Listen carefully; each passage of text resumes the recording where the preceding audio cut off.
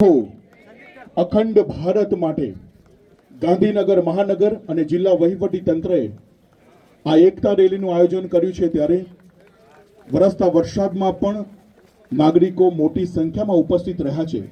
સર્વપ્રથમ પોલીસ વિભાગના જવાનો અધિકારીશ્રીઓ આ એકતા દોડમાં મોટી સંખ્યામાં સંમિલિત થયા છે। ત્યારબાદ DLSSના તમામ વિદ્યાર્થીઓ, ફોરેસ્ટ વિભાગના જવાનો, ત્યારબાદ તમામ ઇન્સ્ટિટ્યૂટ, તમામ NGOs જે સંસ્થાઓ આવી છે એના પ્રતિનિધિઓ, તમામ પ્રબુદ્ધ નાગરિકો, તમામ અધિકારીશ્રીઓ જે જિલ્લા વહીવટી તંત્રમાં છે અને મહાનગરપાલિકામાં જે અધિકારીશ્રીઓ ફરજ બજાવી રહ્યા છે અને જાહેર જનતા મોટી સંખ્યામાં આવ્યા છે ત્યારે ખૂબ સ્વાગત અમે કરીએ છીએ આ લાઇનઅપ થવા માટે। 150 વર્ષ એ માત્ર કોઈ આંકડો નથી, પરંતુ તમારા અને મારા જીવનમાં સરદાર સાહેબનું એક વાત પણ આવી જાય તો જીવન સમર્પિત ભાવનાનો આ સમય છે। 150 વર્ષની આ જન્મ જયંતિ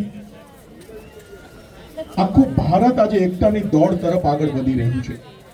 માત્ર ઉદ્દેશ એટલો છે કે માં ભારતીની સેવા માટે 140 કરોડ લોકો ખભે ખભે મિલાવીને એકતા સાથે માત્ર કોઈ વિકાસ એક વ્યક્તિ માટે નહીં પરંતુ આખા જ ભારત માટે 140 કરોડ લોકો ભેગા થઈને એકતા દોડ લગાવે, સરદાર સાહેબના વિચારો જીવનમાં ઉતારે એવા ભાવ સાથે આજે એકતા દોડનું પ્રસ્થાન કરાવ્યું છે। ખૂબ ધન્યવાદ।